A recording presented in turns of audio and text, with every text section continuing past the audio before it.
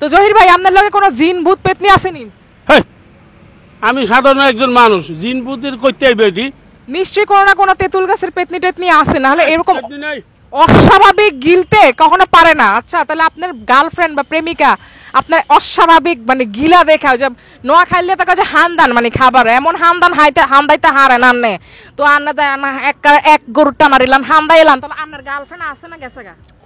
এই পর্যন্ত তো বিয়ার প্রস্তাব প্রায় 1-1.5 আইছে, আর প্রেম তো প্রতিদিন 2-3টা আহে। তাহলে আন্নে আঙ্গ আর প্রিয় নায়ক শ্রদ্ধা মহানায়ক জায়েদ কুমার খানের ছাড়িয়ে গেছেন, হাতের তো খালি প্রপোজাল আহে, হাতের সিডি হারায়, কইতর দিয়ে লাভ লেটার দেয় জায়েদ খান, তো হ্যাঁ হাতের ছাড়াই আন্নের প্রপোজাল বেশি বাড়ি গেছে কেন?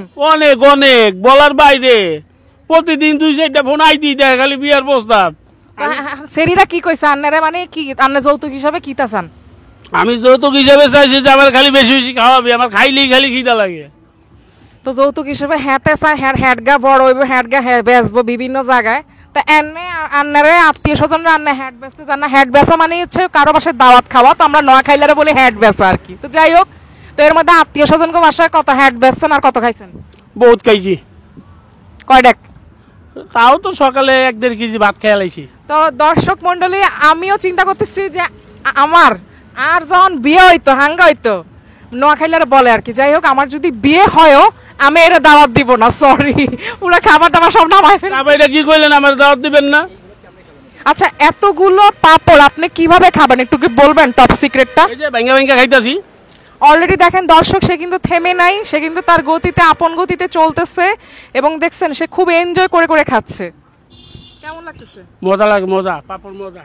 আচ্ছা সে যেমন খায়ও তাহলে মানে ছাড়েও অনেক বেশি। তো দেখুন এখন অনেকগুলা পাপড় আছে, আর তার কাছে এটা 1-2 ব্যাপার, কোনো বিষয় না, ঠিক না? এখানে কত পিস আছে? তাও তো 500। সে 500 বলে একসাথে একবারে গরুর টানারির মতো খেয়ে ফেলবে। হ্যাড গাইছে ডালাই মেশিন, একবারে এদিক দিয়ে যাইবে এদিক দিয়ে ছাড়বো। আচ্ছা আপনার খাবারের পরে আপনার হচ্ছে নাড়ি ভুঁড়িতে সমস্যা হয় না? না, আমার কোনো সমস্যা না, আমার হজম শক্তি আছে বেশি। ডায়রিয়া কি কখন হয়েছিল কম বেশি? ডায়রিয়া তো জীবন দেখি নাই আমি।